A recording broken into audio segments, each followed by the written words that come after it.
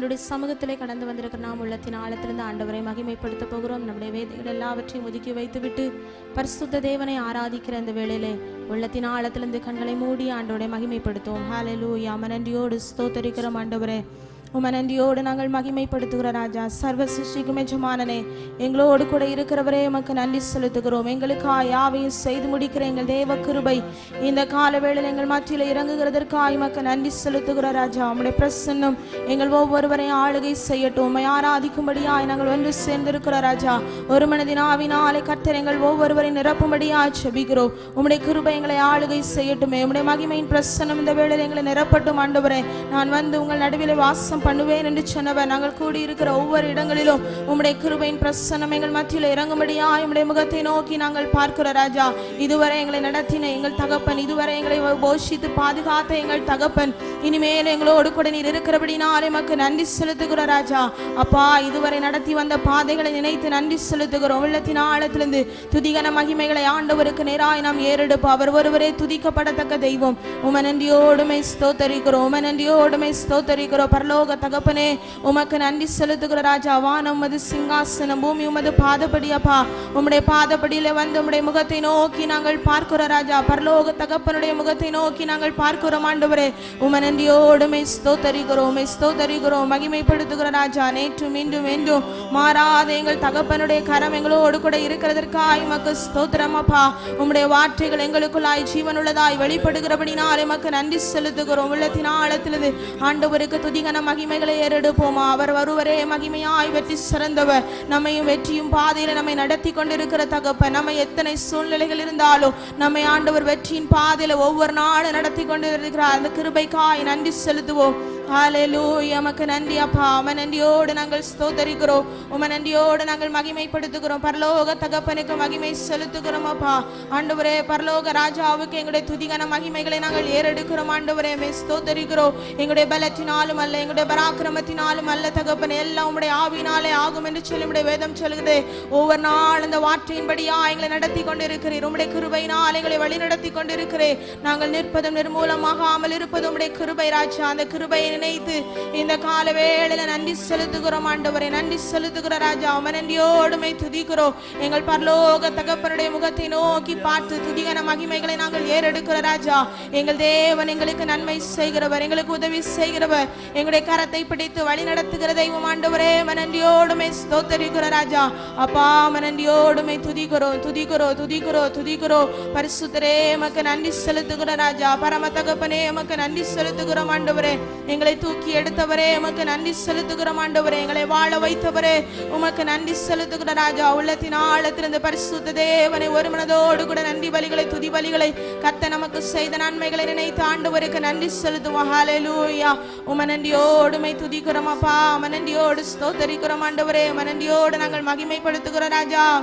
ஹல்லேலூயா. உமக்கு ஸ்தோத்திரம் ஸ்தோத்திரம் ஸ்தோத்திரம் ஸ்தோத்திரம் ஆண்டவரே. எங்கள் அன்பின் பரலோக பிதாவே, நன்றியோடு ஸ்தோத்தரிக்கிறோம். இந்த கால வேளையிலும் உம்முடைய முகத்தை நோக்கி பார்க்கும்படியா எங்கள் தேவன் தந்த கிருபைக்காய் உமக்கு நன்றி செலுத்துகிற ராஜா. உம்முடைய சமூகத்திலே வந்து இருக்கும்படியான ஒரு பாக்கியத்தை எங்களுக்கு தந்திருக்கிறீரே. அந்த மேலான இரக்கத்தை நினைத்து நன்றி பலிகளை துதி பலிகளை உமக்கு நேராய் நாங்கள் ஏறெடுக்கிற ராஜா. இன்னும் அதிகமாய் உம்மை துதிக்க, இன்னும் அதிகமாய் உம்மை பாட, இன்னும் அதிகமாய் உம்மை மகிமைப்படுத்தத்தக்கதா இந்த கால வேளையில கர்த்தர் எங்களுக்கு உதவி செய்வீராக. ஒரு பூரண ஆசீர்வாதத்தை பெற்றுக்கொள்ளத்தக்கதா கர்த்தர் எங்கள் நடுவிலே நீர் அற்புதங்களை செய்தருளும்படியா ஜெபிக்கிற ராஜா. உம்மை மகிமைப்படுத்துகிற ஒரு இருதயத்தை கர்த்தாவே இந்த வேளையில் எங்களுக்கு தந்தருளும்படியா ஜெபிக்கிறோம். எங்களை முழுதுமாய் உம்முடைய கரத்திலே தாழ்த்தி தருகிறோம். இயேசுவின் நாமத்தில் ஜெபிக்கிறோம் நல்ல பிதாவே, ஆமென். எல்லாருக்கும் தெரிந்ததான ஒரு சில பாடல்களை பாடி ஆண்டவருடைய நாமத்தை நாம் இந்த வேளையில நாம் மகிமைப்படுத்த போகிறோம். ஒருமித்து ஆண்டவரை நாம் மகிமைப்படுத்தலாம். நன்றியால் துதிப்பாடு நம் இயேசுவை உள்ளத்தால் என்று பாடு. எல்லாரும் சேர்ந்து நம் வீடுகளில் இருந்தாலும் ஒரு மனதோடு கூட கரங்களை தட்டி பாடி ஆண்டவருடைய நாமத்தை நாம் மகிமைப்படுத்தலாம்.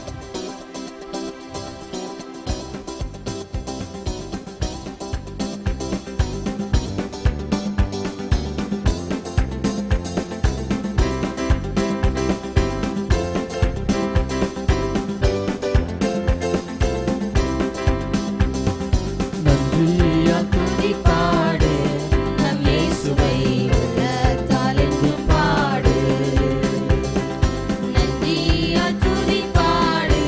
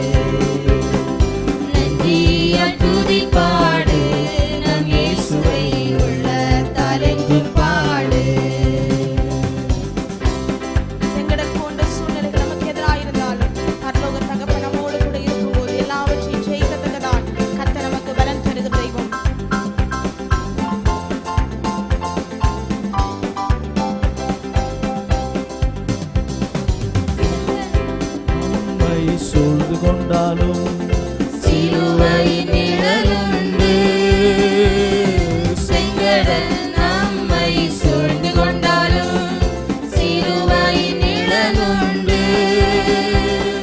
பாடிடுவோம், துதித்திடுவோம், பாதைகள் கிடைத்துவிடும். பாடிடுவோம், துதித்திடுவோம், பாதைகள் கிடைத்துவிடும். நன்றியால் துதிப்பாடு, நம் இயேசுவை உள்ளத்தால் என்றும் பாடு. நன்றியால் துதிப்பாடு, நம் இயேசுவை உள்ளத்தால் என்றும் பாடு. கோலியாத் நம்மை எதிர்த்து வந்தாலும் கொஞ்சமும் பயம் வேண்டாம். இயேசு என்னும் நாமம் உண்டு, என்றே ஜெயித்திடுவோம்.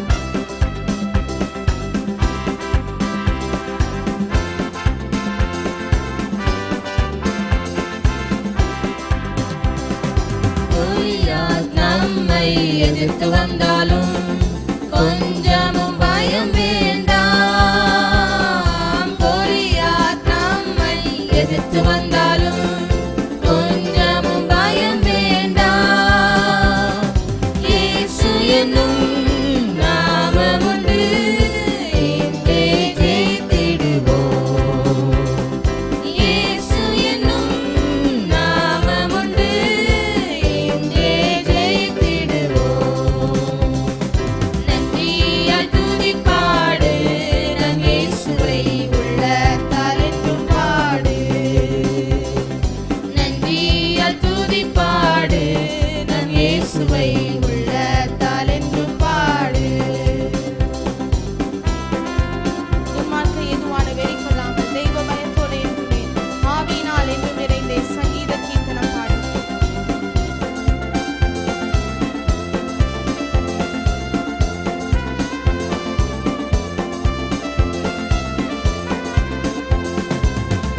துன்மார்க்க ஏதுவான வெறி கொள்ளாமல் தெய்வ பயத்தோடு என்றுமே. துன்மார்க்க ஏதுவான வெறி கொள்ளாமல் தெய்வ பயத்தோடு என்றுமே. ஆவியினால் என்றும் நிறைந்தே சங்கீத கீர்த்தனம் பாடு. ஆவியினால் என்றும் நிறைந்தே சங்கீத கீர்த்தனம் பாடு. நன்றியால் துதிப்பாடு, நம் இயேசுவை உள்ளத்தால் என்றும் பாடு. நன்றியால் துதிப்பாடு, நம் இயேசுவை உள்ளத்தால் என்றும் பாடு. சரீரம் ஆத்துமா ஆவியினால் சோர்ந்து போகும் வேளையிலெல்லாம் துதி சத்தத்தால் உள்ளம் நிறைந்தால் தூயரின் பலன் கிடைக்கும்.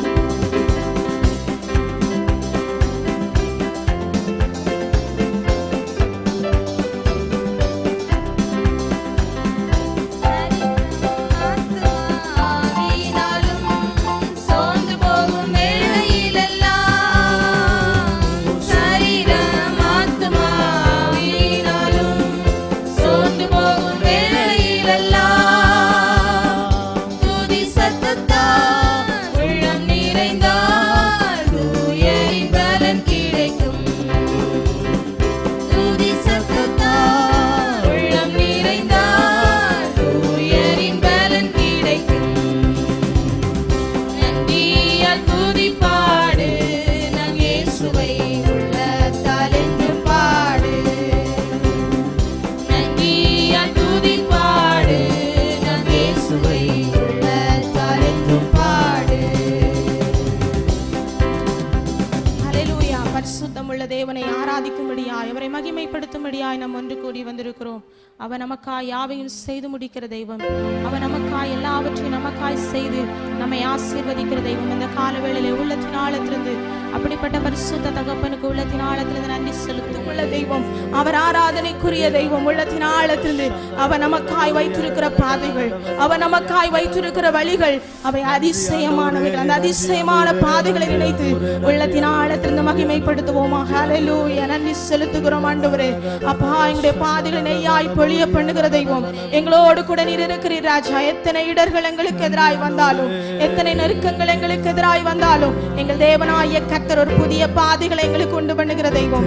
இஸ்ரவேல் ஜனங்களுக்காய் ஒரு புதிய பாதையை உண்டு பண்ணினவர். யாரும் நினைக்காத ஒரு சூழ்நிலையிலும் அவர் ஆண்டவரே எங்களுக்காய் நன்மைகளை செய்கிற தெய்வமாய் இருக்கிறீரே. அந்த பரலோக தகப்பனுக்கு நாங்கள் நன்றி செலுத்துகிற ராஜா.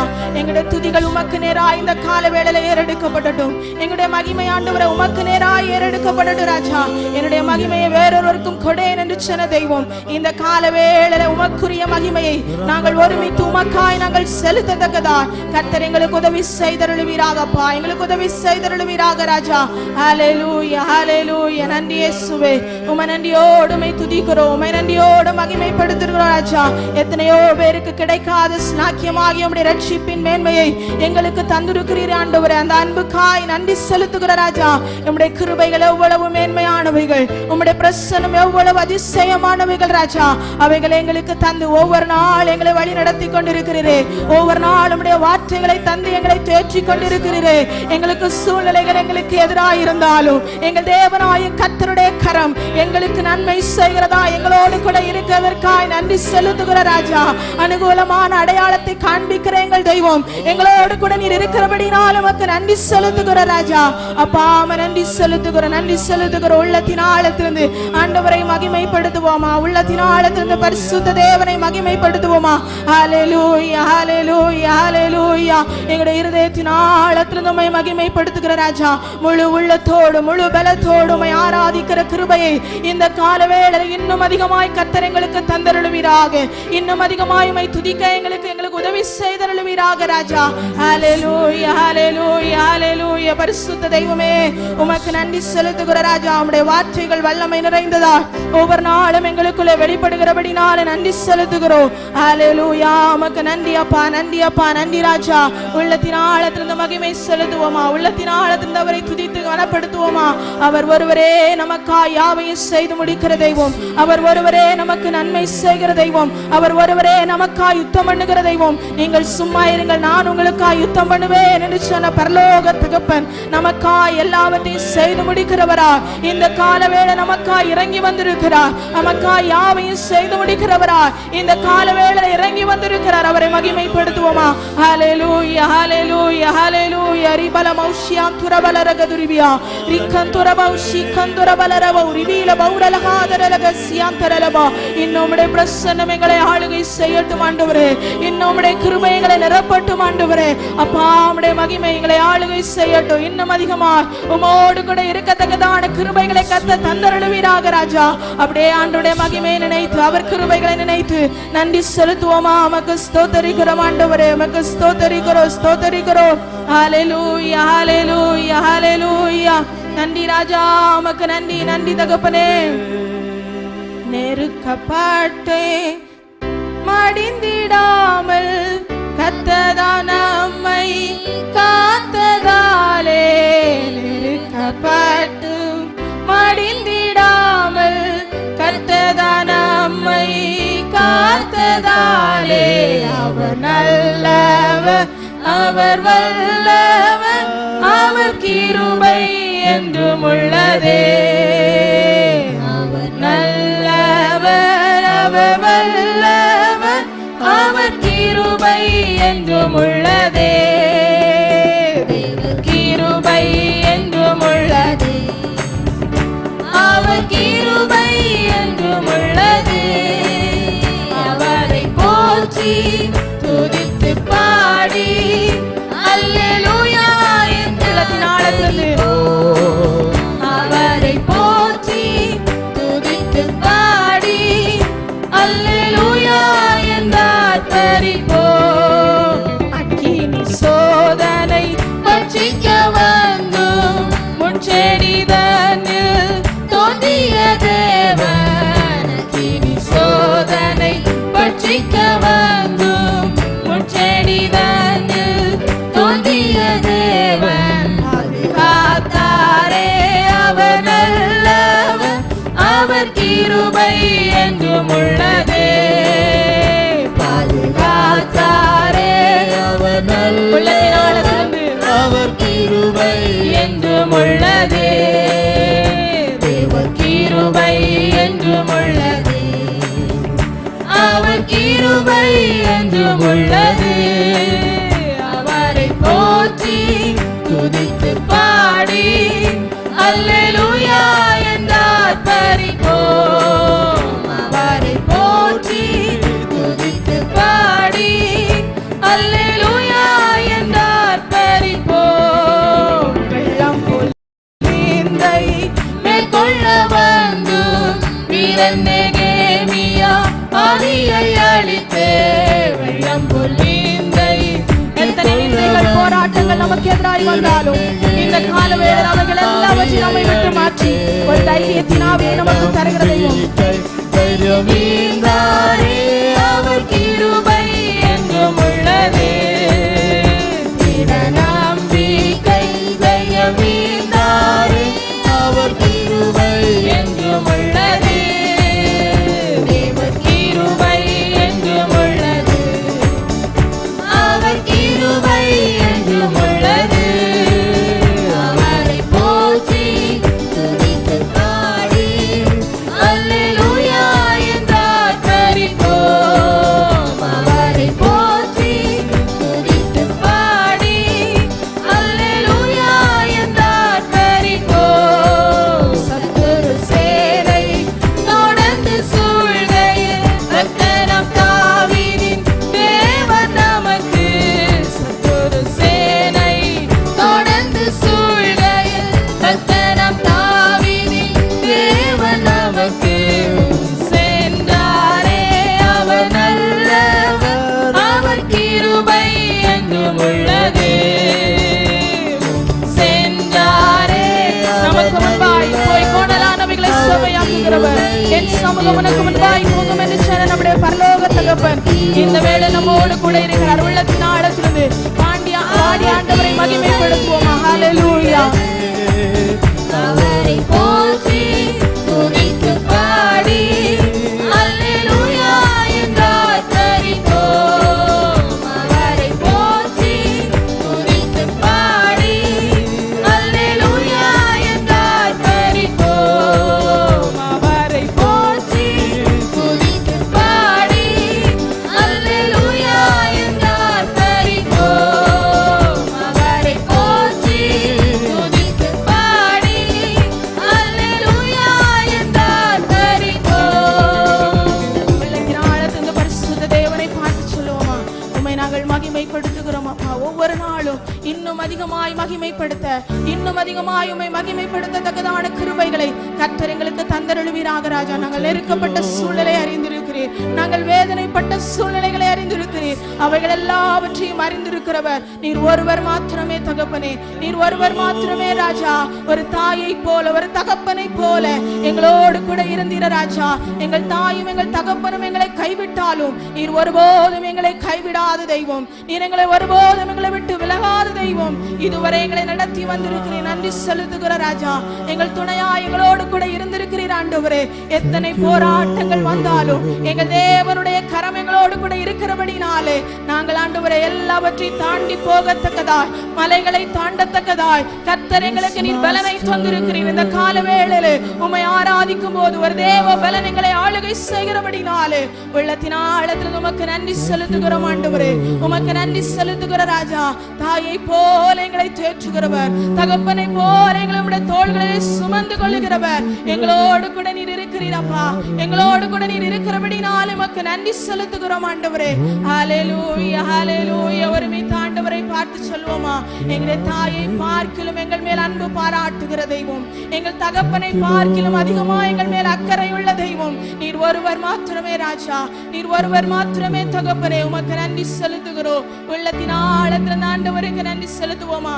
உள்ளத்தின் ஆழத்திலிருந்து மகிமை செலுத்துவோமா. உள்ளத்தின் ஆழத்திலிருந்து கரங்களை உயர்த்தி அப்படியே ஆண்டவரை மகிமைப்படுத்துவோம். ஹல்லேலூயா, ஹல்லேலூயா. நன்றி இயேசுவே. சுமந்திடும் என் இயேசையா. தாய் போல தேற்றி ஒரு தந்தை போல ஆற்றி தோள் மீது சுமந்திடும் என் இயேசையா. உம்மை உம்மை போல புரிந்து கொள்ள யாரும் இல்லை. உம்மை போல அரவணைக்க யாரும் இல்லை. உம்மை போல புரிந்து கொள்ள யாரும் இல்லையே.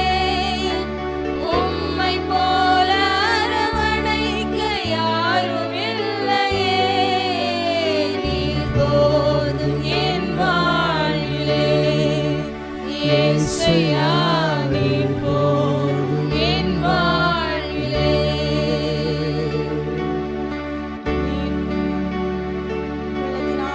ஆண்டவரை பார்த்து நீர் போதும் ஆண்டவரை எங்களுடைய வாழ்க்கையில எந்த சூழ்நிலைகளா இருந்தாலும் பரவாயில்லப்பா, நீங்க மாத்திரம் எங்க கூட இருந்தா போதும். உங்களுடைய கிருபை மாத்திரம் எங்களோடு இருந்தால் போதும் ராஜா. உள்ளத்தின் ஆழத்துல ஆண்டவரிடத்துல அறிக்கையிடுவோம் ஆண்டவரே, உங்களுடைய அன்பு மாத்திரம் எங்களுக்கு போதும் ஆண்டவரே. அதை பனி போல உருகிட செய்பவரே, பனி போல துன்பம் என்னை சூழும் போது அதை பனி போல உருகிட செய்பவரே, கண்மணி போல என்னை காப்பவரே, உள்ளங்கையில் பொறித்து என்னை இணைப்பவரே, கண்மணி போல என்னை காப்பவரே, உள்ளங்கையில் பொறித்து என்னை இணைப்பவரே. நீர் போதும் என் வாழ்விலே. இயேசையா நீர் போதும் என் வாழ்விலே. பலவீன நேரம் என்னை சூழ்ந்து போதும் பலவீனத்தில் பலன் தருவேன் நீர். பலவீன நேரம் உன் கிருபை உனக்கு போதும். பலவீனத்தில் பலன் தருவேன் நீர். நிழல் போல என் வாழ்வில் வருபவரே, விலகாமல் துணை நின்று காப்பவரே, நிழல் போல என் வாழ்வில் வருபவரே, விலகாமல் துணை நின்று காப்பவரே. நீர் போதும் என் வாழ்விலே. இயேசையா நீர் போதும் என் வாழ்விலே. போதும் என் வாழ்விலே. இயேசையா நீர் போதும் என் வாழ்விலே. உள்ளத்தின் ஆழத்தின் ஆண்டவரே, இன்னும் அதிகமாய் உம்மோடு கூட இருக்கத்தக்கதாய், இன்னும் அதிகமாய் உம்மை மகிமைப்படுத்தத்தக்கதாய், இன்னும் அதிகமாய் உம்மை ஆராதிக்கத்தக்கதாய் கர்த்தர் எங்களுக்கு கிருபைகளை தந்தருளுவீராக ராஜா. இன்னைக்கு மாத்திரம் அல்லப்பா, ஒவ்வொரு நாளுமே ஆராதிக்க, ஒவ்வொரு நாளுமே மகிமைப்படுத்த, ஒவ்வொரு நாளுமே துதிக்க கர்த்தர் எங்களுக்கு கிருபை பாராட்டுவீராக. உம நன்றியோடு ஸ்தோத்தரிக்கிறோம், ஸ்தோத்தரிக்கிறோம் ராஜா. உம நன்றியோடு நாங்கள் மகிமைப்படுத்துகிற ராஜா. அப்படியே நம்முடைய வேதாகமத்தை எடுத்துக்கொள்ளலாம். நீதிமொழிகள் 3ஆம் அதிகாரத்தை கடந்த வாரத்தில் நாம் முதல் 10 வசனங்களை நாம் வாசித்தோம். இந்த நாளிலும் 11வது வசனம் முதல் 20வது வசனம் வரை வாசிக்க வேண்டிய வேத பகுதி நீதிமொழிகள் 3ஆம் அதிகாரம் 11ஆம் வசனம் முதல் 20வது வசனம் வரை நாம் வாசிக்க கேட்கலாம். நாம் ஒருமித்து நாம் வாசிக்கலாம். நீதிமொழிகள் 3:11-20 வரை. என் மகனே, நீ கர்த்தருடைய சிட்சையை அற்பமாக எண்ணாதே, அவர் கடிந்து கொள்ளும் போது சோர்ந்து போகாதே. தகப்பன் தான் நேசிக்கிற புத்திரனை சிட்சிக்கிறது போல கர்த்தரும் எவனிடத்தில் அன்பு கூறுகிறாரோ அவனை சிட்சிக்கிறார். ஞானத்தை கண்டடைகிற மனுஷனும் புத்தியை சம்பாதிக்கிற மனுஷனும் பாக்கியவான்கள். அதன் வர்க்கம் வெள்ளி வர்த்தகத்திலும் அதன் ஆதாயம் பசும் பொன்னிலும் உத்தமமானது. முத்துக்களை பார்க்கிலும் அது விலையேற பெற்றது. நீ இச்சிக்கத்தக்கதொன்றும் அதற்கு நிகரல்ல. அதன் வலது கையில் தீர்காயுசும் அதன் இடது கையில் செல்வமும் கனமும் இருக்கிறது. அதன் வழிகள் இனிதான வழிகள், அதன் பாதைகள் எல்லாம் சமாதானம்.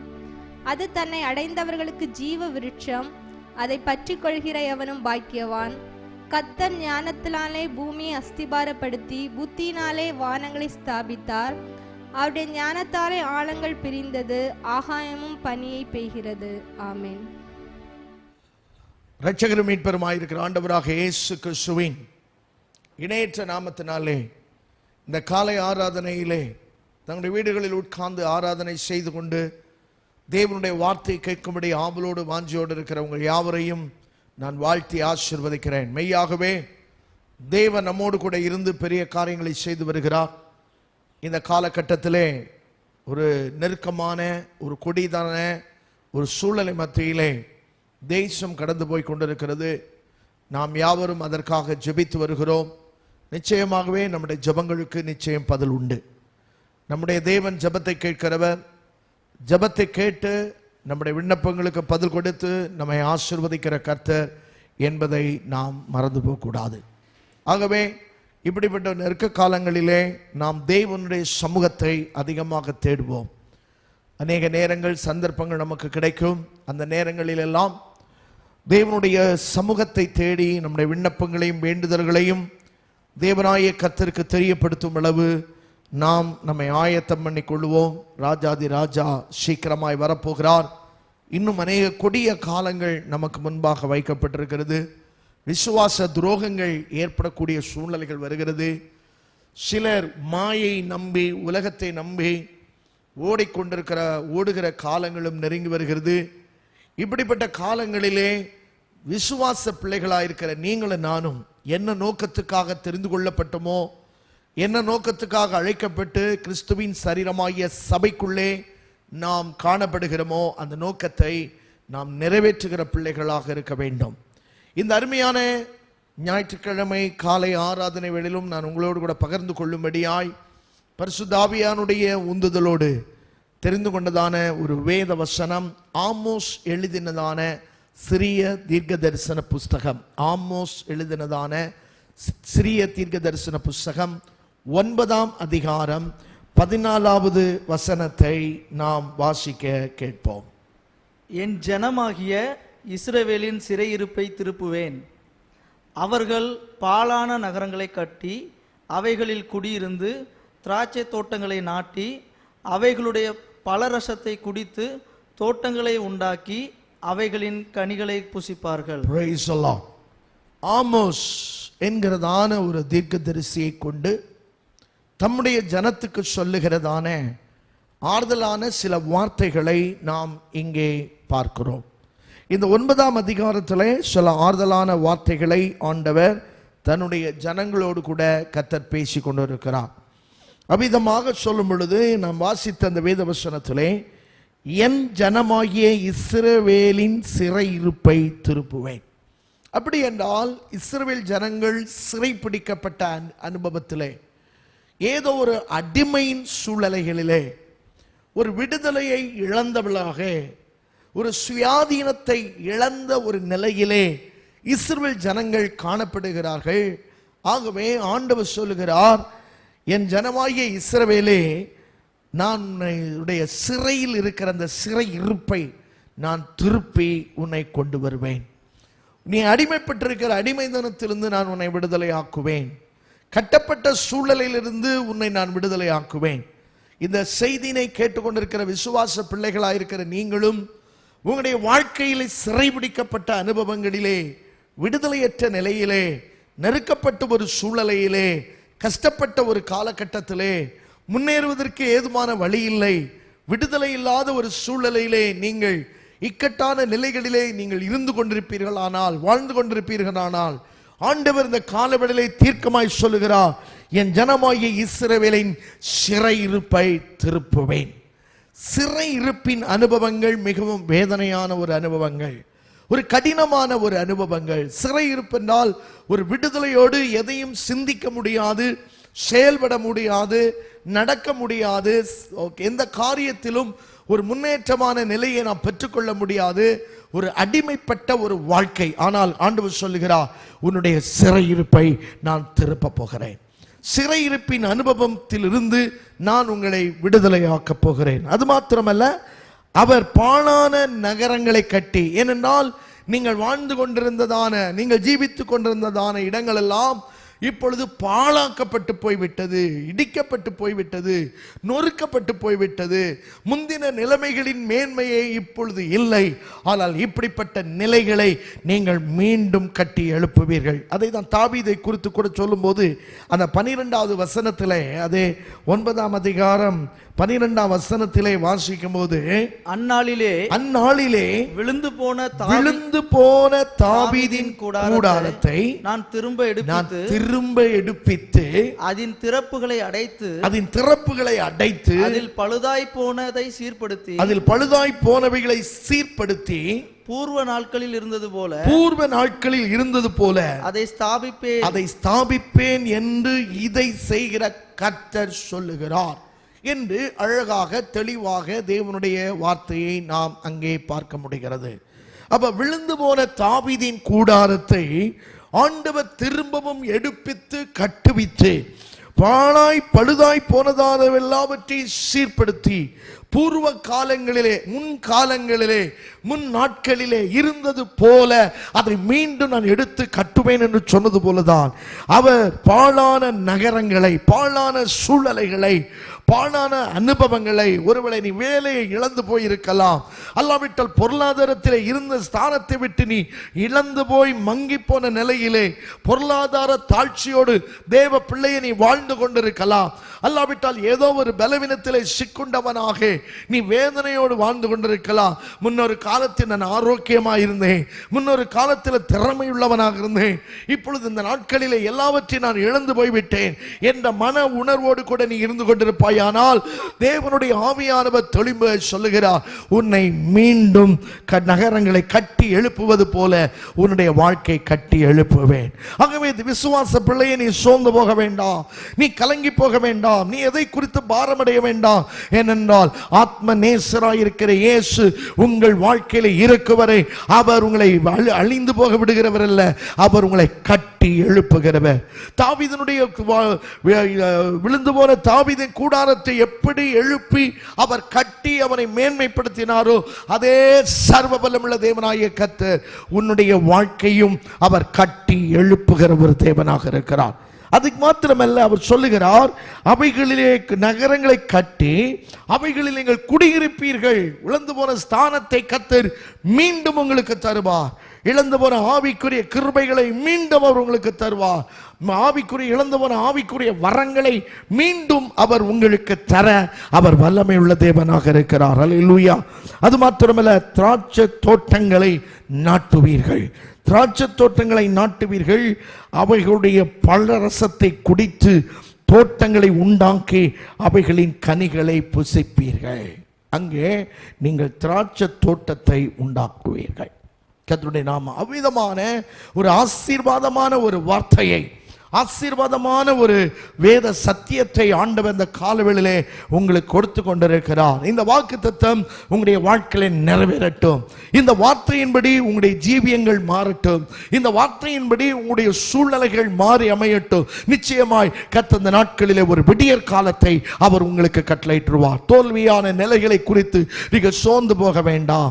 ஏதோ இழந்து போய்விட்டோமே, எல்லாம் வெறுமையாயிருக்கிறது என்கிற உணர்வை மாற்றிவிட்டு அருள்நாதர் இயேசுவோடு கூட உங்களுடைய வாழ்க்கையை நீங்கள் அடிமைப்படுத்திக் கொள்வீர்கள் என்றால், இயேசுவோடு கூட உங்களை ஈடுபடுத்திக் கொள்வீர்கள் என்றால், நிச்சயமாகவே உங்கள் வாழ்க்கையை கர்த்தர் ஆசீர்வதிப்பார். நீங்கள் ஒரு வற்றாத நீரூற்றை போல உங்களுடைய ஜீவியங்களை கர்த்தர் மாற்றுவார். இந்த வசனத்திலிருந்து நான் ஒரே ஒரு வார்த்தையை நான் எடுத்து இந்த நாளிலே உங்களோடு கூட தேவனுடைய ஆலோசனையை நான் கொடுக்க விரும்புகிறேன். அந்த வார்த்தை என்னவென்றால், அதிலே திராட்சை தோட்டங்களை நாட்டி என்று சொல்லப்பட்டிருக்கிறது. அப்போ தோட்டம் என்ற தலைப்பிலே உங்களோடு கூட நான் தேவனுடைய ஆலோசனையை பகிர்ந்து கொள்ள விரும்புகிறேன். தோட்டம் என்று சொன்னால் நமக்கு எல்லாம் தெரியும்.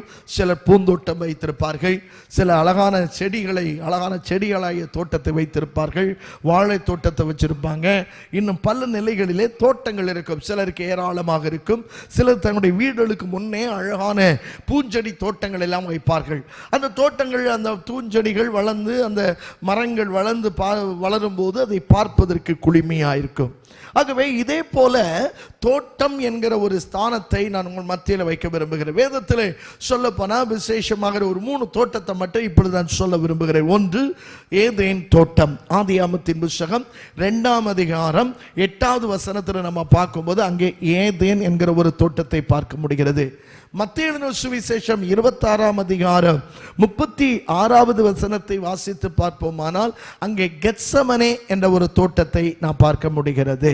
அதே போல யோவான் எழுதின சுவிசேஷம் 19ஆம் அதிகாரம் 41ஆம் வசனத்தை பார்த்தால் சிலுவையின் அருகில் இந்த ஒரு தோட்டம், இயேசு கிறிஸ்துவை கல்வாரி சிலுவையிலே அறைந்ததான அருகாமையிலே ஒரு தோட்டம் இருந்தது என்று சொல்லி அங்கே அந்த 3 சம்பவத்தை நாம் பார்க்கிறோம். தோட்டம் இதிலே நமக்கு மிகுந்த சந்தோஷால வேளையில் நமக்கு சோர்வுகள் வரும் பொழுது நாம் அந்த தோட்டத்திலே போய் உட்கார்ந்து இளைப்பாறுகிறோம். அந்த தோட்டத்தின் காரியங்களை ருசிச்சு நாம் பார்க்கிறவர்களாக இருக்கிறோம். ஆகவே இப்படிப்பட்ட தோட்டத்தை குறித்தது சில தோட்டங்கள் அப்படி என்றால் சொல்ல ஆவிக்குரிய நிலைகளிலே நான் உங்களோடு கூட பகிர்ந்து கொள்கிறேன். நம்முடைய வாழ்க்கையிலே 4 விதமான தோட்டத்தை தான் உங்கள் முன்பாக வைக்க விரும்புகிறேன். முதலாவது ஒரு மனிதனுடைய வாழ்க்கையின் தனிப்பட்ட வாழ்க்கையாகிய தோட்டம் என்ற காரியத்தை குறித்து பேச போகிறேன். நீதிமொழிகளின் புத்தகம் 24ஆம் அதிகாரம், நீதிமொழிகளின் புத்தகம் 24ஆம் அதிகாரம் 30வது வசனம் 31வது வசனம். சோம்பேறியின் வயலையும் மதியீனனுடைய திராட்சை தோட்டத்தையும் கடந்து போனேன். மதியீனனுடைய திராட்சை தோட்டத்தையும் கடந்து போனேன். இதோ அதெல்லாம் முள்ளுக்காடாயிருந்தது. அதெல்லாம் முள்ளுக்காடாக இருந்தது. நிலத்தின் முகத்தை காஞ்சொறி மூடினது. நிலத்தின் முகத்தை காஞ்சொறி மூடினது. அதன் கற்சுவர் இடிந்து கிடந்தது. அது கற்சுவர் இடிந்து கிடந்தது.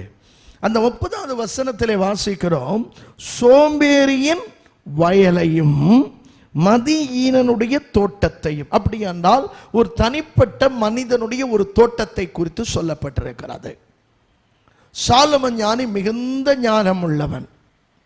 அவனை குறித்து சொல்லுவோம்னா அவன் சிறு வயதிலே ஒரு நல்ல ஒரு ஜப வீரன், நல்ல தேவனுடைய ஞானத்தால நிரப்பப்பட்டவன். 3000 நீதிமொழிகளையும் 1005 பாடல்களையும் அவன் எழுதியிருக்கிறான். அப்படிப்பட்டதான சாலமோன் தான் சொல்லுகிறான், சோம்பேறியின் வயலையும் மதியீனனுடைய திராட்சை தோட்டம். அப்படி என்றால் ஒரு மனிதனுடைய தனிப்பட்ட வாழ்க்கையின் தோட்டம். அப்படி என்றால் தனிப்பட்ட வாழ்க்கை என்கிற ஒரு தோட்டம். நீங்களும் நானும் தனிப்பட்ட நிலைமையிலே ஒரு தோட்டம் என்ற அடிப்படையிலே ஆவியானவர் நம்மை நியமித்து வைத்திருக்கிறார். இந்த தனிப்பட்ட தோட்டம் நன்றாக இருந்தால்தான் அடுத்த தோட்டங்களும் நன்றாக இருக்க முடியும். இந்த தனிப்பட்ட வாழ்க்கையாகிய இந்த தோட்டம் தேவனுடைய பார்வையிலே பிரியமாக இருக்க வேண்டும். தேவனுடைய பார்வைக்கு உகந்ததாக இருக்க வேண்டும். தேவனுடைய பார்வைக்கு இந்த தோட்டம் அழகாக இருக்க வேண்டும். நன்றாய் கவனிக்க வேண்டும் ஒரு காரியத்தை. ஆண்டவர் ஏதேன் தோட்டத்தை உண்டாக்கினார். அது சாதாரணமான நீங்களும் நானும் பார்க்கிற சின்ன தோட்டம் இல்லை. அடிக்கடி சொல்கிறது அது பெரிய தோட்டம். அதுல 4 பெரிய நதிகள் ஓடினது என்று சொல்லப்பட்டிருக்கிறது. எத்தனை நதிகள்? 4 பெரிய நதிகள்.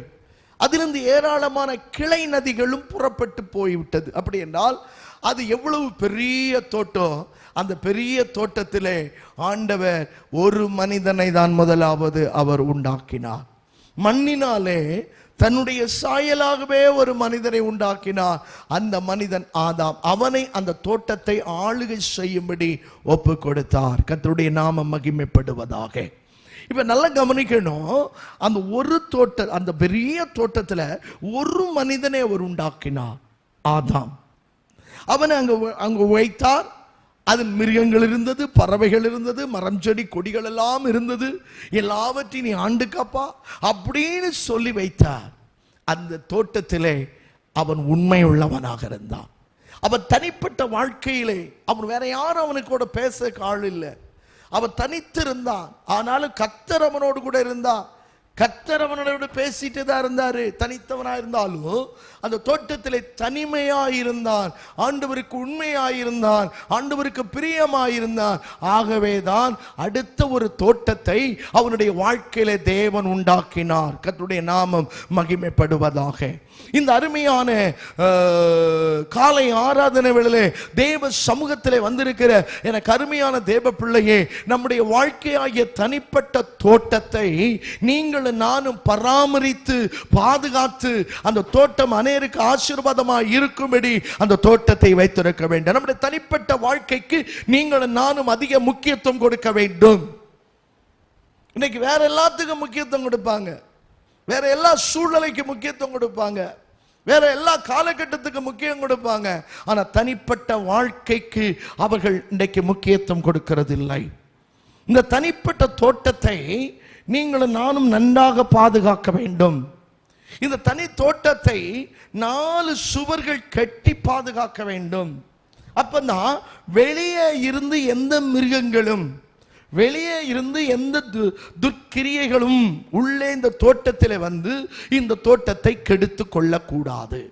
அதுக்கு தான் மதில் கட்ட சொல்றது.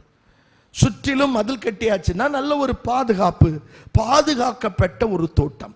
நன்றாய் புரிந்து கொள்ள வேண்டும்.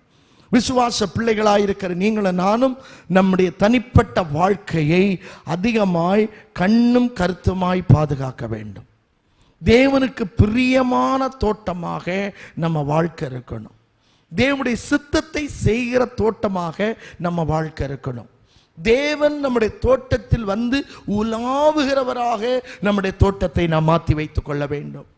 நம்முடைய தோட்டத்திலே நாம் எப்பொழுதும் கனி கொடுக்கிறவர்களாக, அடுத்தவர்களை கவர்ந்து இழுத்து கொள்ளுகிறவர்களாக நம்முடைய தோட்டத்தை, வாழ்க்கையாகிய தோட்டத்தை மாற்ற வேண்டும். இந்த தோட்டத்தில் 4 காரியங்கள் மிகவும் முக்கியம். அதில் ஒன்று மத்தேயு எழுதின சுவிசேஷம் 3ஆம் அதிகாரம். மத்தேயு எழுதின சுவிசேஷம் 3ஆம் அதிகாரம் 16வது வசனம். நமக்கு எல்லாருக்கும் நன்றாக தெரிந்த வசனம் தான். இயேசு ஞானஸ்நானம் பெற்று ஜலத்திலிருந்து கரையேறின உடனே இதோ வானம் அவருக்கு திறக்கப்பட்டது. தேவ ஆவி புறாவை போல இறங்கி தம்மேல் வருகிறதை கண்டார். அப்போ ஆண்டவர் ஞானஸ்நானம் எடுத்து கரையேறின பொழுது பிதாவாகிய தேவன் பரிசுத்தாவியானவரை புறாவின் ரூபத்தில் அனுப்புகிற காரணம் என்ன? இவர் எனக்கு பிரியமானவன். அப்ப பிதாவாகிய தேவன் தன்னுடைய குமாரனாய் இருக்கிற இயேசு கிறிஸ்து மேலே அவர் அன்பு வைத்திருந்தார். அப்போ ஒரு தனிப்பட்ட மனிதனுடைய வாழ்க்கையில தேவை அன்பு என்கிற ஒன்று தேவை. அன்பு இருக்குமானால் அங்கே இயேசுடைய உறைவிடம் இருக்கிறது. வேதமே சொல்லுகிற அன்பில்லாதவன் தேவனை அறியான். என்ன எவ்வளவு ஜெபம் பண்ணு, எவ்வளவு பைபிள் வாசி, 40ல் 365 நாட்களும் நீ உபவாசம் இரு, நீ எப்பவும் தோத்திரம் சொல்லிக்கிட்டே இரு, நான் தான் பரிசுத்தவாட்டின்னு சொல்லிக்கிட்டே இருந்தாலும் அன்பு என்கிற 3 எழுத்து உன்னுடைய தனிப்பட்ட வாழ்க்கையாகிய தோட்டத்துக்குள் இல்லாவிட்டால் நீ தேவனை அறியால், நீ தேவனை பார்க்கல, நீ தேவனை ருசிக்கல, தேவன் உன்மேல் பிரியமாயிருக்க முடியாது. அதனால்தான் 1 கொரிந்தியரின் புத்தகம் 13ஆம் அதிகாரத்திலே அப்போஸ்தலனாகிய பவுல் சொல்லும் பொழுது அழகாக சொல்லுகிறான். அன்பை குறித்து ஒரு பெரிய பட்டியல் அதுல கடைசி வசனத்துல சொல்லும்போது இவ்விதமா சொல்லுகிறான், இவைகளில் நிலைத்திருக்கிறது 3 நிலைச்சு நிற்குதான். கடைசி வசனத்துல வாசிங்க, 13ஆம் அதிகாரம் கடைசி வசனம். இப்பொழுது விசுவாசம், நம்பிக்கை, அன்பு இம்மூன்றும் நிலைத்திருக்கிறது. 3 நிலைச்சு நிற்கிறது. இவைகளில் இந்த 3ம் இவைகளில் அன்பே பெருசு. விசுவாச பிள்ளைகளே, அன்பு, நான் அன்பு பாராட்டுறேன், அன்பாக இருக்கிறேன் என்று சொல்லிக் கொள்வது பெரிதல்ல. அதை விசுவாச பிள்ளைகளா இருக்கிற நீங்களும் நானும் நடைமுறையில காட்டணும். நான் அன்பா தான் இருக்கேங்க, நான் பேசாமையா இருக்கிறேன், அன்பு இருக்கிறதுனால சிரிக்கிறேன் இல்ல, அதை நடைமுறையிலே காட்டு. உன்னுடைய எதிரிடத்தில் அன்பை காட்டு. உன்னை பகைக்கிறவனிடத்தில் அன்பை காட்டு. என் ஆண்டவர் இயேசு கிறிஸ்து தம்முடைய அன்பை எவ்வளவு யூதாசுக்கு வெளிப்படுத்தினார். அவனுக்கு காட்டி கொடுத்த போது அவன் எப்படி காட்டி கொடுத்தான்? தூரத்துல நிக்கிற அண்ணா நிக்கிறார் பாரு, அவர் தான் பிடிச்சுக்கன்னு சொன்னானா? இல்ல, கிட்ட வந்து அவரை கட்டி பிடிச்சு முத்தமிட்டு, அதான் சொன்னார், சிநேகிதனேன்னு கூப்பிட்டார். காட்டி கொடுக்கிறவனை பார்த்து கூப்பிட்டார், சிநேகிதனே, நீ முத்தத்தினாலாப்பா நீ காட்டி கொடுக்கிற, வேற ஏதாவது ஒரு வழியில காட்டி கொடுத்திருக்கலாமே. அதுலயும் தன்னுடைய அன்பு, சிநேகிதனே என்கிற ஒரு அன்பின் வார்த்தையை அவர் வெளியிட்டு அவன் அந்த யூதாசை ஆண்டவர் காட்டுறார், சிநேகிதனே. பாருங்க, அவருடைய இயேசுடைய அன்பை பாருங்க. இன்றைக்கு நீங்களும் நான் அப்படிப்பட்ட அன்புள்ளவர்களாக இன்றைக்கு சபைக்குள்ளே வாழுகிறோமா? இன்றைக்கு அநேக சபைகளுக்குள்ளே அன்பு இல்லை. பெந்தேகோஸ்தே விசுவாசிகள் என்று சொல்லிக் கொள்ளுகிற அநேக அபிஷேகம் பெற்ற விசுவாசிகளுக்குள்ள அன்பு இல்லை. பெந்தேகோஸ்தே ஊழியர்கள் என்று சொல்லிக் கொள்ளுகிற அநேக ஊழியர்களுக்குள்ள அன்பு இல்லை. இவர்கள் தேவனை அறியார்கள். எல்லாம் புரிஞ்சுக்கணும். தெளிவா வசனத்தை பகிர்ந்து போதிக்கிறேன். அன்பு இல்லை. அன்பு இருக்குன்னு சொல்லிக்கிட்டு மற்றவர்களை ஏமாற்றி கொண்டு, உலகத்தையும் தன்னையும் ஏமாற்றி கொண்டு இன்றைக்கு வாழ்கிற அநேக விசுவாசிகளை பார்க்கிறோம். சகல ஒரு விசுவாசி கஷ்டப்பட்டா அன்போடு பண்போடு போய் தனக்கு இருக்கோ இல்லையோ அன்பாய் பேசி அவளுக்கு ஆறுதல் வார்த்தை சொல்லி அவளுக்காக ஜெபித்து பொருளாதாரத்தின் நிறைவிருந்தால் அவளுக்கு உதவி செய்வதற்கு இன்றைக்கு முன் வருகிறது இல்லை. எல்லாம் எனக்கு எனக்கு எனக்கு எனக்கு எனக்கு எனக்குன்னு சொல்லி இப்ப எனக்கு கொரோனா எல்லாத்தையும் கொண்டு போயிருது. நீ நானும் இன்னைக்கு வெறுமையான சூழ்நிலைக்குள் தள்ளப்பட்டு கொண்டிருக்கிறோம். விசுவாசிகள் மறந்து போக கூடாது. நம்பிக்கை இல்லை. இன்னைக்கு மனிதனுடைய வாழ்க்கை நம்பிக்கை இல்லை. ஒரே ஒரு நம்பிக்கை ஆண்டவர் இயேசு மேல வைத்து உன்னுடைய தனிப்பட்ட வாழ்க்கையிலே அன்பு என்கிறதான அந்த அனுபவத்தை, அந்த சுவரை உன் வாழ்க்கையில கட்டிக்கொள்வாயானால் அதுவே உனக்கு ஆசீர்வாதத்தை கொண்டு வரும். அதுவே உன்னுடைய பரலோக ராஜ்யத்தின் மேன்மையான அனுபவத்துக்கு நேராக அது உன்னை நடத்தக்கூடியதாக இருக்கும். இந்த காலை ஆராதனை வேளையிலே உனக்குள்ளே அன்பு என்கிற பூ மலரட்டும். அன்பின் மேன்மை வளர்ந்து வரட்டும். அன்பா பேசு. கஷ்டமானாலும் அன்பா பேசு. ஒருவர் உன்னை திட்டிட்டா அன்பா பேசு. அன்பு இருக்குன்னா முகத்துல முகமலர்ச்சி இருக்கும். எனக்கு அருமையான விசுவாச பிள்ளைகளே, அன்பின் சுவரை உன் தனிப்பட்ட வாழ்க்கையில கட்டு. இரண்டாவதாக எபேசியரின் புஸ்தகத்திலே அப்போஸ்தலனாகிய பவுல் எபேசியருக்கு எழுதின நிருபத்திலே 3ஆம் அதிகாரம் 2வது வசனத்தை நான் வாசித்து பார்க்கும்போது, உங்களுக்காக எனக்கு அளிக்கப்பட்டிருக்கிற தேவ கிருபைக்குரிய நியமம் இன்னதென்று கேட்டிருக்கிறீர்களே. அதனவெனில் புறஜாதிகள் சுவிசேஷத்தினாலே உடன் சுதந்திரமாய் ஒரே சரீரத்திற்குள்ளானவர்களுமாய் கிறிஸ்துவுக்குள் அவர்கள் பண்ணின வாக்குத்தத்தத்திற்கு உடன் பங்காளிகளுமாய் இருக்கிறார்கள் என்ற இந்த ரகசியத்தை அவர்களுக்கு வெளிப்படுத்தி அறிவித்தார். Praise the Lord. Hallelujah. எபேசியரின் புத்தகம் 3ஆம் அதிகாரம் 2வது வசனம். உங்களுக்காக எனக்கு அளிக்கப்பட்ட, மன்னித்துக் கொள்ளுங்கள், அந்த ஸ்தோத்திரம், தேவ கிருபைக்கும் நியமக்கும் என்ன கேள்விப்பட்டிருக்கிறீர்கள். அதனால் புறஜாதிகள் சுவிசேஷத்தினால் உடன் சுதந்திரமாய் ஒரே சரீரத்துக்குள்ளானவர்களுமாய் கிறிஸ்துவுக்குள் அவர் பண்ணின வாக்குத்தத்தத்துக்கு உடன் பங்காளியுமாய் இருக்கின்ற இந்த ரகசியத்தை அவர் இவருக்கு வெளிப்படுத்தி இருக்கிறார் என்று சொல்லப்பட்டிருக்கிறது. கர்த்தருடைய நாமம் மகிமைப்படுவதாக. 2வது இன்னொரு வசனத்தை வாசிக்கலாம். 1 பேதுருவின் புஸ்தகம்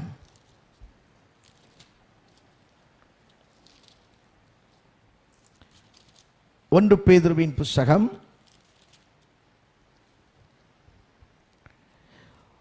1ஆம் அதிகாரம் 15-16வது வசனம். உங்களை அழைத்தவர் பரிசுத்தராய் இருக்கிறது போல நீங்களும் உங்கள் நடக்கைகள் எல்லாவற்றிலும் பரிசுத்தராக இருங்கள் என்று சொல்லப்பட்டிருக்கிறது. முதலாவது அன்பை குறித்து சொன்னேன். இரண்டாவதாக பரிசுத்தமான ஒரு ஜீவியம், பரிசுத்தமான ஒரு வாழ்க்கை, பரிசுத்தமான ஒரு அனுபவம். அல்லேலூயா. இவைகள் உங்களுக்கும் எனக்கும் தேவை. தனிப்பட்ட வாழ்க்கையிலே அன்பு என்கிற ஒரு ஆழமான அனுபவம் நமக்கு இருக்க வேண்டும். தனிப்பட்ட வாழ்க்கையாகிய தோட்டத்திலே. இரண்டாவது, தனிப்பட்ட வாழ்க்கையாகிய தோட்டத்திலே பரிசுத்தம் என்கிற ஒன்று. ஆண்டவர் அழகா அப்போஸ்தலனாகிய பேதுருவை கொண்டு சொல்லுகிறார், உங்களை அழைத்தவர் எப்படி இருக்கிறாரா? பரிசுத்தராக இருக்கிறார். உங்களை அழைத்தவர் பரிசுத்தராக இருக்கிறது போல நீங்களும் எப்படி இருங்கள்? பரிசுத்தராக இருங்கள். நான் பரிசுத்த ஆகியோர் நீங்களும் பரிசுத்தராக இருக்க வேண்டும் என்று எழுதி இருக்கிறது. அப்போ பரிசுத்தம் என்கிற ஒரு அனுபவம், பரிசுத்தம் என்கிற ஒரு ஜீவியம், பரிசுத்தம் என்கிற ஒரு வாழ்க்கையை நீங்களும் நானும் நம்முடைய தனிப்பட்ட வாழ்க்கையிலே நாம் சுதந்திரித்துக் கொள்வோமானால், எனக்கு அருமையான தேவ பிள்ளையே, தேவன் விரும்புகிற ஒரு அலங்காரமாக இருக்கும். தேவன் விரும்புகிற ஒரு அலங்காரம் பரிசுத்தம். பரிசுத்தம் இல்லாமல் ஒருவரும் தேவனை தரிசிக்க முடியாது. ஆண்டவர் அழகா சொல்கிறார்,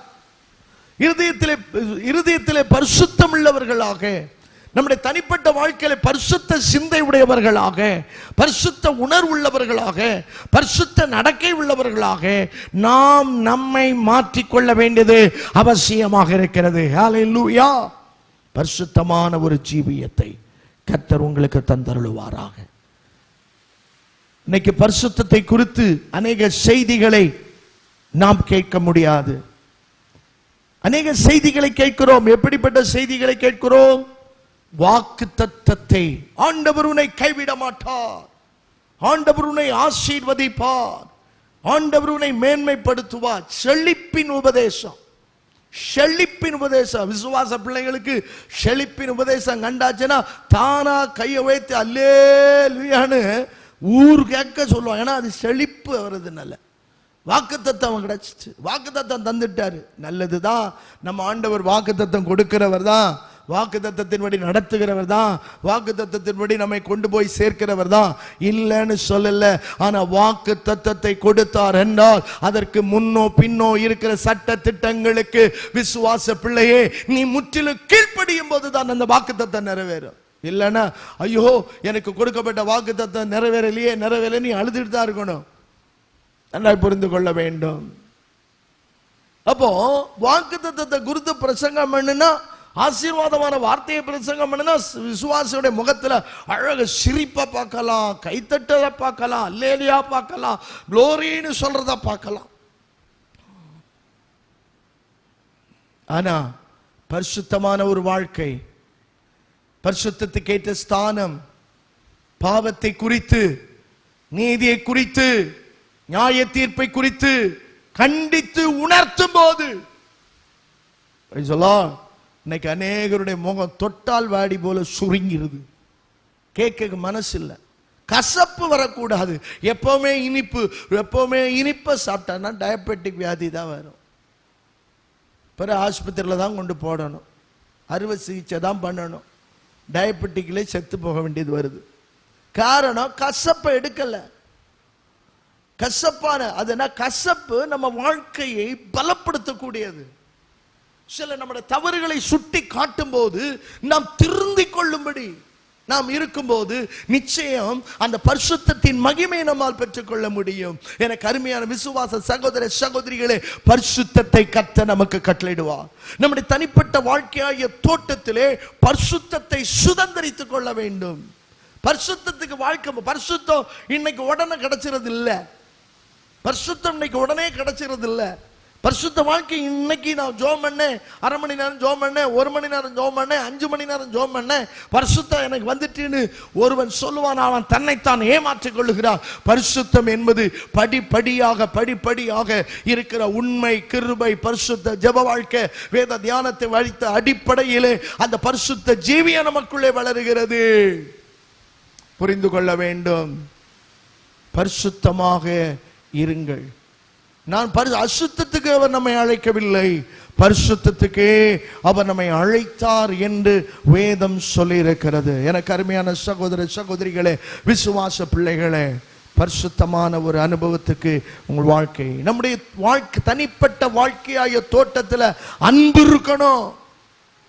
அதான் நான் சொன்னேன், அன்பில்லாதவன் தேவனை அறியான். அன்பு சகல பாவத்தை மூடும்.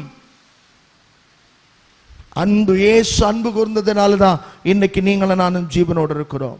இரண்டாவதாக பரிசுத்தமான ஒரு வாழ்க்கை, பரிசுத்தமான ஒரு ஜீவியம், பரிசுத்தமான ஒரு உணர்வு. இதுக்கு உங்களை ஒப்பு கொடுங்க. நிச்சயமாகவே ஆண்டவர் உங்களுடைய தனிப்பட்ட வாழ்க்கையாய தோட்டத்திலே மலர்கள் பூக்கும் போது, அதிலிருந்து கனிகள் வெளிப்படும் போது, உங்களுடைய உள்ளதை, உன்னுடைய 2 கண்களதை பார்த்து உன் இருதயம் எவ்வளவு பூரிப்பாகுதோ, எவ்வளவு சந்தோஷம் அடைகிறாயோ, அதே போல உன்னுடைய ஆவிக்குரிய உள்ளான மனிதனும் உலக பிரகாரமான மனிதனும் சந்தோஷத்தையும் மகிழ்ச்சியும் பெற்றுக்கொண்டு இன்னும் மேன்மையாக அவன் கிறிஸ்துவுக்காக வாழ முடியும். கிறிஸ்துவுக்காக வாழ உங்களை ஒப்பு கொடுங்கள். ஆண்டவர் உங்களை ஆசீர்வதிப்பா. ஜெபிக்கலாம். தேவனுடைய சமூகத்திலே, ஆண்டவரே, என்னுடைய தனிப்பட்ட வாழ்க்கையாகிய தோட்டத்திலே அன்பு என்கிறதான மதில்கள் கட்டப்பட வேண்டும். பரிசுத்தம் என்கிற மதில்கள் கட்டப்பட வேண்டும். ஆண்டவரே, என்னிடத்தில் அன்பு குறைவு இருக்கிறது. எதிரியிடத்திலே அன்பு பாராட்டாத அநேக தன்மைகள் எனக்குள் இருக்கிறது. ஆண்டவரே, என்னை மன்னித்தருளும். நான் என்னை அன்புள்ளவளாக நான் இருப்பேன். பரிசுத்தமுள்ளவளாக நான் ஜீவிப்பேன் என்று சொல்லி உங்களுடைய வாழ்க்கையை ஒப்பு கொடுத்து தீர்மானம் எடுத்து அதில் நடங்க. தீர்மானம் எடுக்கிறது இல்லை, அதில் நடக்கணும். அதற்கு முயற்சி பண்ணி வரணும். நிச்சயமாய் உன்னுடைய முயற்சிகளை கர்த்தர் வாய்க்க பண்ணுவார். சர்வ வல்லமுள்ள பிதாவே, உம்முடைய பரிசுத்தமான நாமம் மகிமைப்படட்டும். உம்முடைய இந்த வார்த்தைகளை கேட்கிற விசுவாச பிள்ளைகளை நான் ஆசீர்வதிக்கிறேன். ஆண்டவரே, தனிப்பட்ட வாழ்க்கையை தோட்டத்திலே அந்த அன்பை சுதந்திரித்துக் கொள்ளவும், பரிசுத்தத்தின் அனுபவத்தை சுதந்திரித்துக் கொள்ளவும் இந்த நாட்களில் அவர்களுக்கு நீர் உதவி செய்ய வேண்டும் என்று ஜெபிக்கிறோம். கிருபைக்குள் அவளை மறைத்துக் கொள்ளும்படியா ஜெபிக்கிறோம். இந்த நெருக்கமான காலகட்டத்திலோ கர்த்தருடைய கிருபையும் பாதுகாப்பும் கூட இருந்து அற்புதமாய் அவர்களை வழிநடத்தி அருளும்படியா நாங்கள் ஜெபிக்கிறோம். இதுவரை நடத்தின சர்வ வல்லவர் தொடர்ந்து ஆச்சரியமாய் நடத்தும். பிள்ளைகள் செய்கிற வேலைகளை ஆசீர்வாதமாக்கி கொடு. தொழில்களை நீர் ஆசீர்வாதமாக்கி கொடு. ஆண்டவரே, விவசாயங்களை நீர் ஆசீர்வாதமாக்கப்படும். கையிட்டு செய்கிற எல்லாவற்றிலும் ஒரு ஆசீர்வாதங்களை கட்டளையிட்டு ஆண்டவரை தனிப்பட்ட வாழ்க்கை தோட்டத்தை தேவனுக்காக பேறு பிரிக்க கர்த்தர் அனுக்கிரகம் செய். உம்முடைய நாமத்தில் பிள்ளைகளை வாழ்த்தி ஆசீர்வதிக்கிறேன். இயேசுவின் நாமத்தில் தாழ்மையோடு ஜெபிக்க நல்ல பிதாவே, ஆமென். நம்முடைய ஆண்டவராக இயேசு கிறிஸ்துவின் கிருபையும் பிதாவாகி தேவனுடைய அன்பும் பரிசுத்த ஆவியானவருடைய ஐக்கியமும் கிருபையும் சமாதானமும் உங்கள் அனைவரோடு கூட இன்றும் என்றும் இயேசு கிறிஸ்துவின் வருகை பரியந்தம் சதா காலம் தங்கியிருப்பதாக, ஆமென். என் ஆத்துமாவே கர்த்தரை ஸ்தோத்திரி, என் முழுமே அவருடைய பரிசுத்தமான நாமத்தை ஸ்தோத்திரி. என் ஆத்மாவே கர்த்தரை ஸ்தோத்திரி. கர்த்தர் செய்த சகல உபகாரங்களை மறவாதே. ஆமென், ஆமென். ஆண்டவர் உங்களை ஆசீர்வதிப்பாராக. மாலை வேளையிலே 7 மணி முதல் 7:30 மணி உள்ள வெற்றியின் ஜீவிய நிகழ்ச்சிகளையும் காண தவறாதீர்கள். God bless you.